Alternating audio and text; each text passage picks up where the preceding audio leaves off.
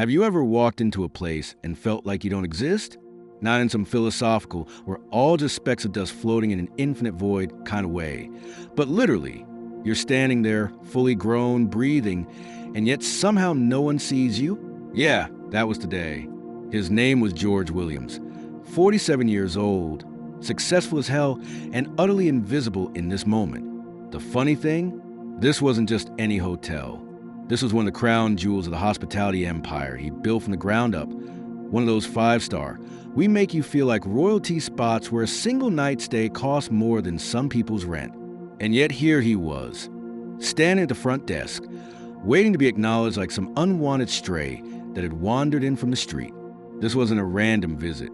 George had received complaints, not just one or two, but a steady stream of them, all pointing at this particular hotel.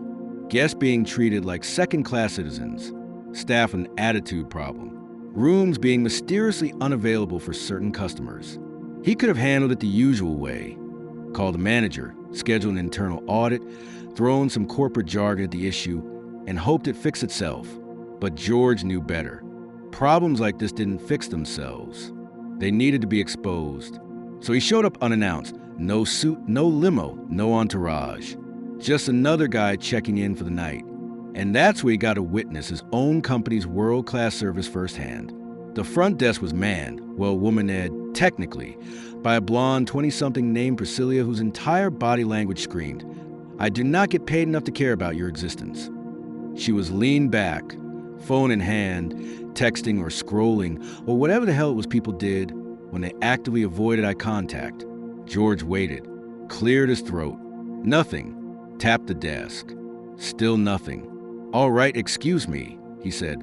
Precilia let out a loud sigh, the kind you reserve for people who dare speak to you while you're busy doing absolutely nothing. She finally dragged her gaze up to meet his, blinking like he'd just materialized out of thin air. Yeah, that was it. Not, "Welcome to our hotel." Not, "How can I help you?" Just, yeah, like he was an inconvenience. George kept his voice even. "I have a reservation. George Williams." Precilia barely concealed a smirk as she turned to her computer and started typing with the enthusiasm of a sedated sloth. Yeah, nope, don't see it." George arched a brow. "You sure about that?" "Pretty sure." She didn't even look up, just went back to scrolling on her phone like that was the end of the conversation. And that's when he knew this wasn't a mistake. This wasn't the system acting up. This was deliberate. She had taken one look at him and decided, nah, not worth my time. George sighed, keeping his expression neutral. "All right, check again." Precilia rolled her eyes but humored him, tapping lazily at the keyboard. "Nope, still nothing. Sorry." She didn't sound sorry. She sounded bored.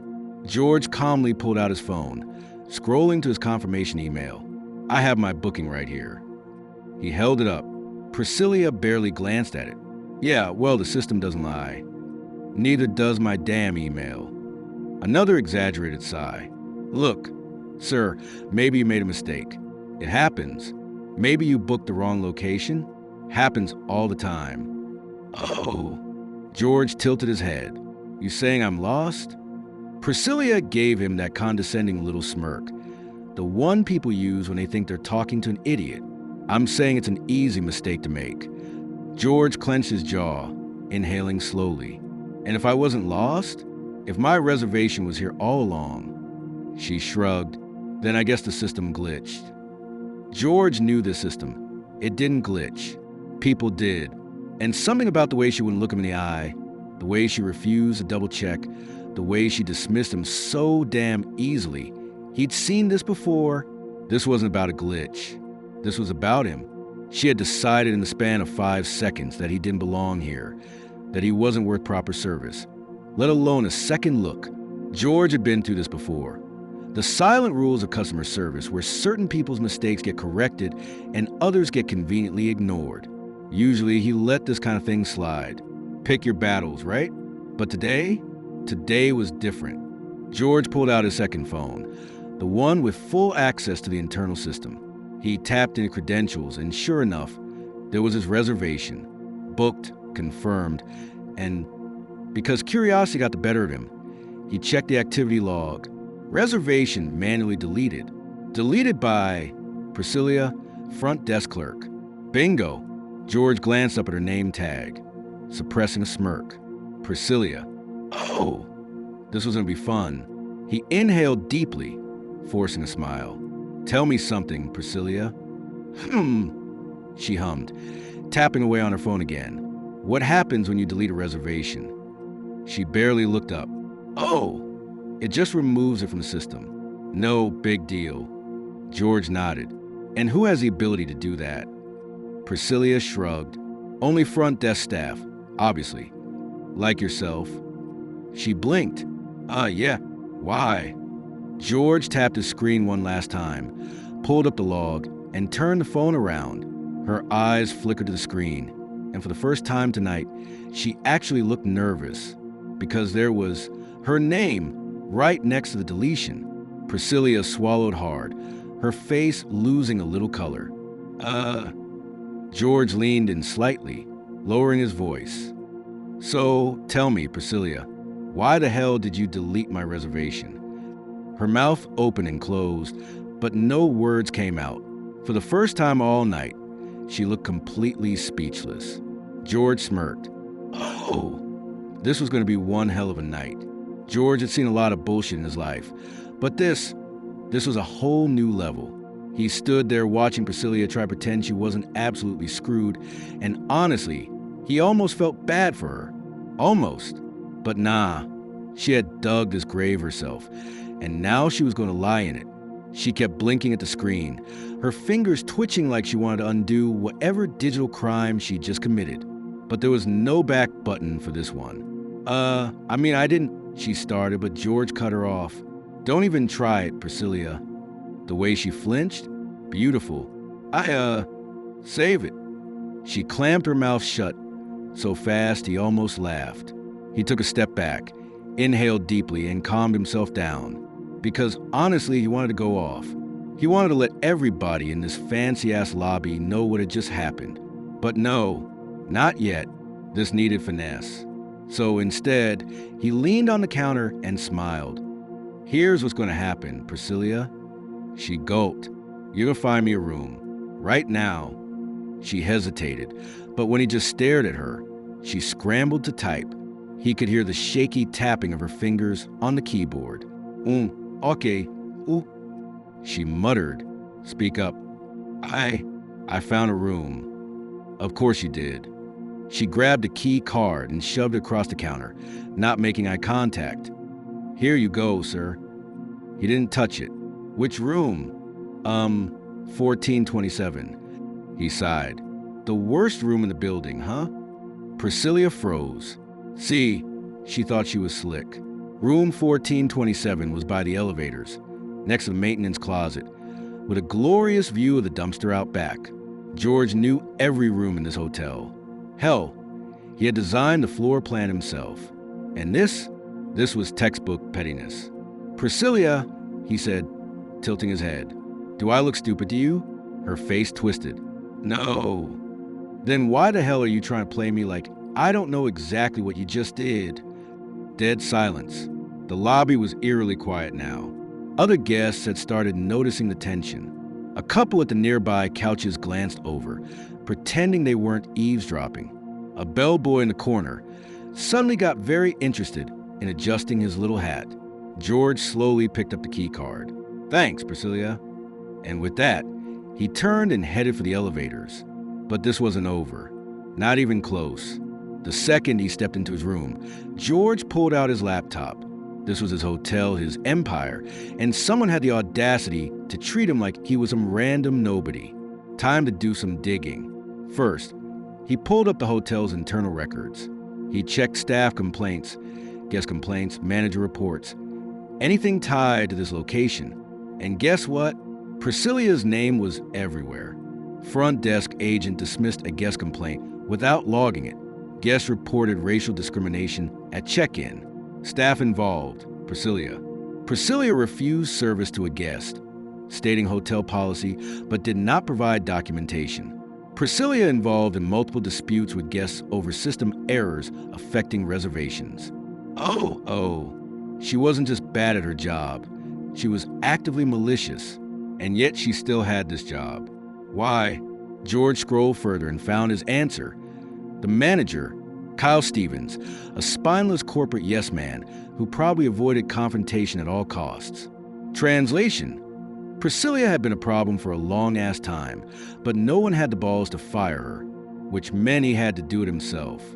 George strolled back to the lobby, taking his sweet time. Precilia was still at the desk, probably thinking she had dodged a bullet. Wrong. He walked right past her and straight into the manager's office. Didn't knock. Didn't need to. Kyle Stevens, a middle-aged guy with I peaked in high school energy, looked up from his desk and immediately panicked. Mr. Williams. What a surprise. George shut the door behind him and leaned against it. Cut the shit, Kyle. We need to talk. Kyle swallowed. Of course. What can I do? You know what's happening at your front desk? Kyle blinked. Well, I think everything is. Wrong answer. George crossed his arms. I just had my own reservation deleted by one of your employees. Kyle turned pale. I what? Who? George grinned. Take a wild guess. Kyle opened and closed his mouth like a damn fish. It was Precilia, wasn't it? Ding, ding, ding. Kyle winced. Listen, Mr. Williams, I was going to handle it. I swear, but she's been... George held up a hand. Shut up, Kyle. Shut up. Kyle, shut up. George took a deep breath, letting the silence hang. You had complaints about her for months, maybe even years, and you did nothing. Kyle looked like a man facing his own execution. I thought maybe she just needed more training. Training? George laughed, actually laughed. Dude, this woman isn't some confused intern who forgot how to use the damn software. She's a problem, and she's your problem. Kyle looked like he wanted to melt into the floor. George let out a long breath and nodded. So here's how this is going to go down, Kyle. You're going to walk out there, and you're going to fire her. Right now, in front of everyone. Kyle's jaw dropped. Right now? Right now. Kyle hesitated. Then, realizing there was no escape, he nodded. And so, 2 minutes later, the entire lobby watched as the hotel manager walked up to Precilia and dropped the hammer. She tried to argue, tried to cry, tried to say it was all a misunderstanding. Didn't matter. Her ass was out. George stood nearby, watching the whole thing with a satisfied smirk. And as Precilia stormed toward the exit, throwing one last hateful glance over his shoulder, he just smiled. Because tonight, justice had been served. And the best part? She still had no idea who the hell he really was. George watched Precilia storm out of the hotel, her face twisted in a mix of anger and humiliation. And damn, it was glorious. Justice had been served. And yet, something about it still wasn't enough. Maybe it was the fact that she had no idea who had just wrecked her career. Maybe it was because firing one employee didn't fix the real problem. He wasn't just here for revenge. He was here to fix his empire.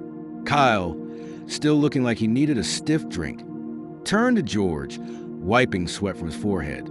I handled it, he said weakly. George smirked.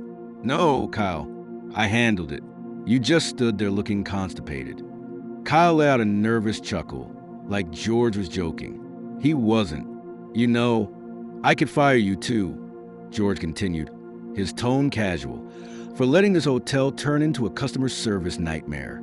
Kyle swallowed hard. I swear, Mr. Williams, I'll fix everything. George raised an eyebrow. That's cute, but you won't be fixing shit, Kyle. I will. And with that, George walked out. By now, the lobby had settled into an awkward hush. Guests were trying not to stare, but come on, this was free entertainment. He headed straight for front desk and leaned over the counter, looking at the remaining clerks. Listen up, he said. Things are about to change around here. Fast. A young guy, maybe early 20s, nodded quickly. Yes, sir. Do you work for corporate? George grinned. Something like that. He grabbed the hotel phone and dialed a number. The line clicked. "This is Williams," he said. "Shut this hotel down for a full-scale audit. I want every guest compensated, every complaint reviewed, and every employee reevaluated. If they can't cut it, they're gone. Effective immediately." The entire staff froze. "Wait," one of the clerks stammered. "You're..." George pocketed his phone and smiled. "Yeah, I'm that George Williams." Silence. One woman gasped. The young guy's eyes widened to the size of dinner plates. Kyle looked like he was about to pass out. George straightened his jacket, enjoying every second of it. "Now, if you'll excuse me," he said, heading toward the elevator. "I have a business to clean up." And with that, he was gone. The second George stepped into the elevator, he could feel the tension in the lobby behind him, the weight of realization hitting everyone like a truck. He could almost hear their thoughts. Oh shit, that was a George Williams. As the door slid shut, he smirked. Perfect. By the time he reached his suite, his phone was already buzzing. Corporate, his board of directors, probably Kyle begging for mercy. He ignored them all, let them sweat, let them wonder. Instead, he pulled out his laptop and logged into the system. First order of business. Cleaning house. Kim blacklisted. She wasn't just fired. She'd never work in any of his hotels again. Kyle? Hanging by a thread. He'd get one last chance to prove he wasn't a total waste of space. Then he pulled up the guest complaints. Some of these people had been disrespected, ignored, flat out mistreated. That wasn't just bad business. That was personal. George made damn sure every single one of them was refunded, comped, and given VIP status for their next stay. Because that's how you run an empire. A knock at the door. "Kyle." His face was white as a sheet. "Mr. Williams, please." I had no idea." George leaned against the doorframe, arms crossed. "That's the problem, Kyle. You had no idea what was happening in your own damn hotel." Kyle gulped. "I can fix this, sir. I swear." George tilted his head. "You fired Precilia?" "Yes." Kyle nodded furiously. "Just like you asked." George smirked. "Good. Now pack your shit." Kyle froze. "What?" "You heard me. You're done. You let this place rot under your nose. You should have cleaned it up before I had to." Kyle's face fell apart. "But Mr. Williams, please." George clapped him on the shoulder. "Relax, Steve. I'm sure there's a motel somewhere that'll love your leadership skills." Kyle staggered back, speechless. George shut the door in his face. No more second chances. Not in his empire. He poured himself a drink, sat back, and exhaled. The hotel would be better. The business would be stronger. And the next time some front desk clerk thought they could pull that shit, they'd think twice. Because now everybody knew who the hell he was.